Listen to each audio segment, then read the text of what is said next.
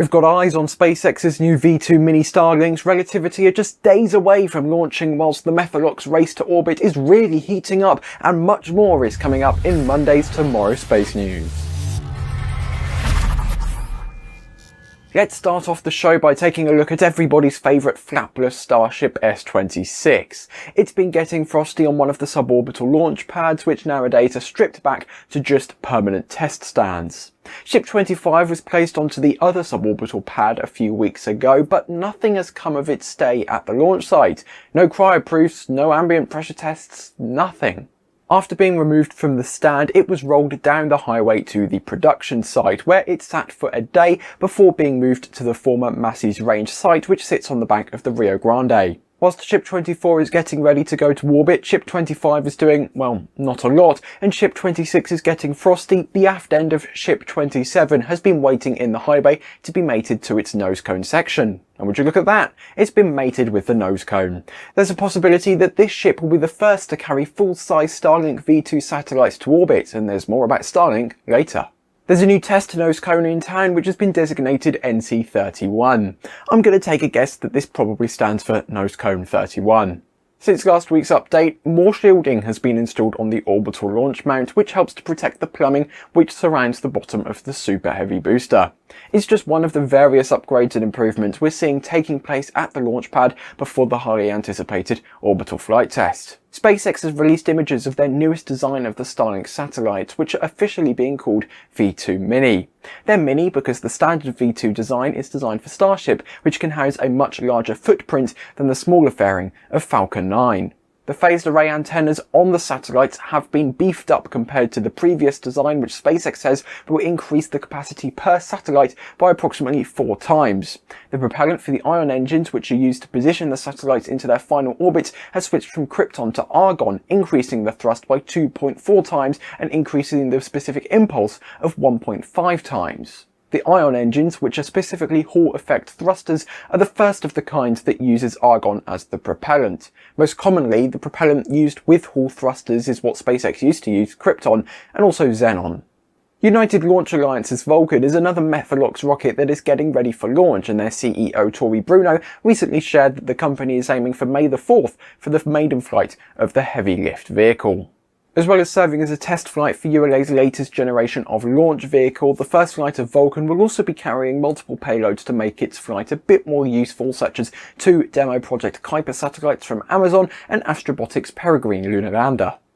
Unfortunately, the engine qualification testing of the two Blue Origin BE4 engines has taken a little bit longer than expected.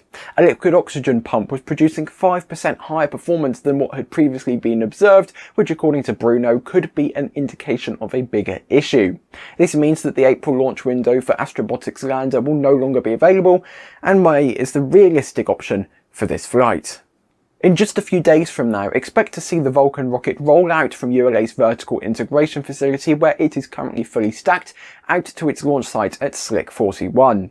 Once fully settled and integrated on the pad, ULA will send the Vulcan through its paces, conducting multiple tanking tests before a full wet dress rehearsal, where the entire launch countdown will be performed right up until just before the ignition of the main engines.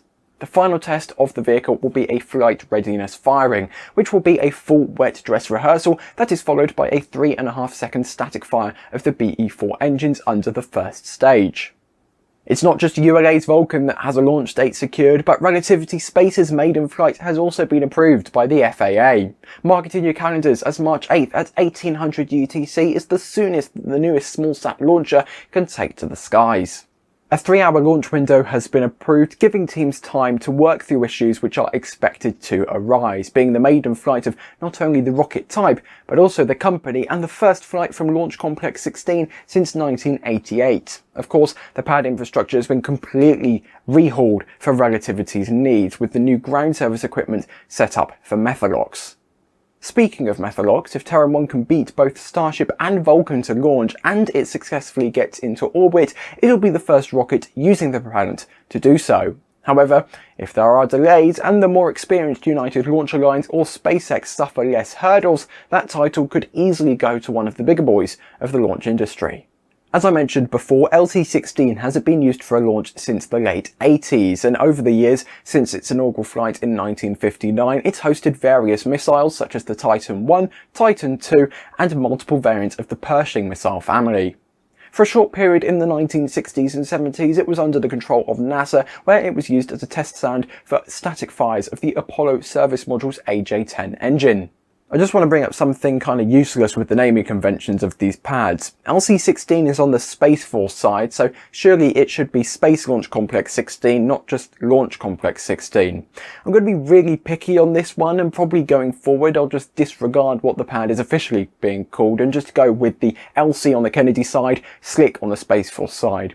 It makes understanding the many pads on the Space Coast much easier to understand, in my opinion, in terms of their location. If you have any thoughts or opinions on this and how we should present the names of the pads, just let us know in the comments. If you cast your minds back to February the 16th, you'll remember that JAXA, the Japan Aerospace Exploration Agency, and Mitsubishi Heavy Industries failed to launch their brand new cost-cutting H3 rocket. JAXA have released a press release detailing the reason why the main engine stopped early and the solid rocket boosters didn't ignite at all. A control unit detected a fault with an electrical system which provided power to the pair of LE9 engines that are underneath the first stage. This unit then distributed the commands preventing the vehicle from going anywhere.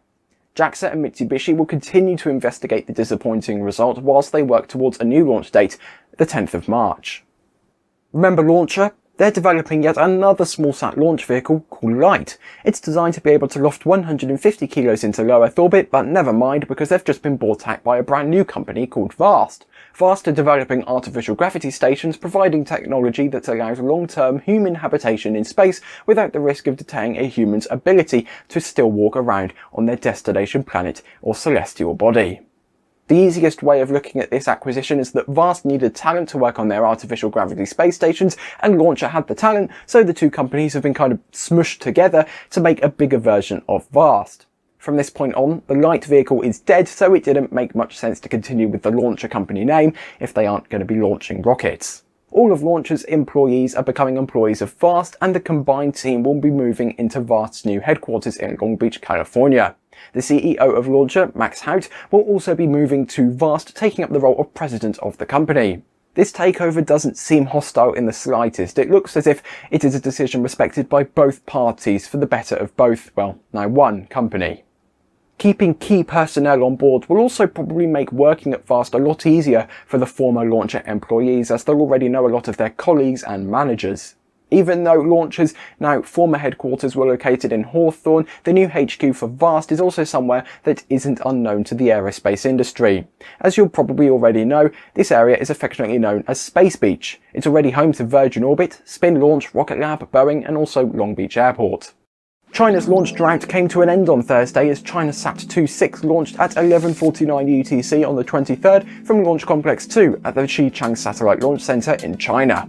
Successfully delivered to a geostationary transfer orbit, the payload is a high-throughput Ka-band communications satellite which will serve the East Asia and Australia region of the planet.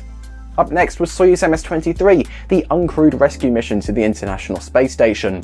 It launched on a Soyuz 2.1A rocket at 0024 Universal Time on Friday from Site 316 at the Baikonur Cosmodrome in Kazakhstan.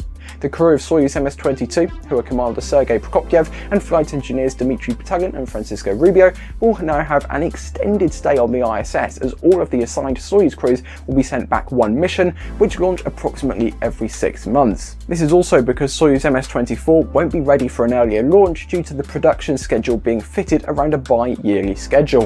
Theoretically, Roscosmos could bring the crew back straight away, but then the Russian side of the ISS would be uncrewed. Before MS-23 arrived at the ISS, China was launching again, with the Egyptian Horus 1 satellite launching on this Long March 2C at 0401 UTC on Friday the 24th. Horus 1 is a remote sensing satellite, and it has been successfully delivered to its sun-synchronous orbit. Soyuz MS-23 docked to the Zenith port on the Poisk module at 0058 UTC on the 26th of February, giving the crew on board the ISS access to the 430 kilos of extra cargo that was brought up instead of 3 humans. Once Soyuz MS-22 undocks and returns to Earth, MS-23 will be relocated around the Russian modules to the Nadir port on the Prichal module, which is a normal procedure for ISS docking logistics. There's a few Earth departures that are coming up, all of which are Falcon 9s. The first is Starlink Group 6 Mission 1, carrying the V2 mini satellites from Slick 40 at the Cape. The second is Starlink Group 2 Mission 7 from Vandenberg, which aren't the new Starlink V2 minis, and the best has been saved until last, as because of last night's scrub with the T-Tab issue preventing the Merlins from igniting, Crew 6 is now scheduled to fly no earlier than 0534 UTC on Thursday, carrying Steve Bowen, Woody Hoberg, Sultan Al-Nayedi and Andrei Fidyev to the ISS. Unless China springs a surprise launch on us, that's all we're expecting. They've done it before, so I wouldn't put it past them. As always, thank you to the citizens of tomorrow who provide financial support to the show once a month and help to offset the cost of Station 204. If you want access to perks that our YouTube members receive, make sure to consider joining the Ground Support, Suborbital, Orbital, Escape Velocity or Plaid Pro Plus citizens at the Join button below. We obviously don't expect everyone to support financially, it's not realistic, but if you are a fan of the show, then make sure to consider sharing it with your family and friends. Whether you think they'll like it or hate it, the engagement will still probably boost our ratings for the algorithm. Of course, you need some content to share, so here's what's coming up over the next week on Tomorrow. On Tuesday, Dr. Tamitha Skov will be back with the latest and greatest from the Sun. On Friday, we'll be returning with our weekly live show, and I'll be back next Monday with more news. But for now, thanks for watching, and goodbye.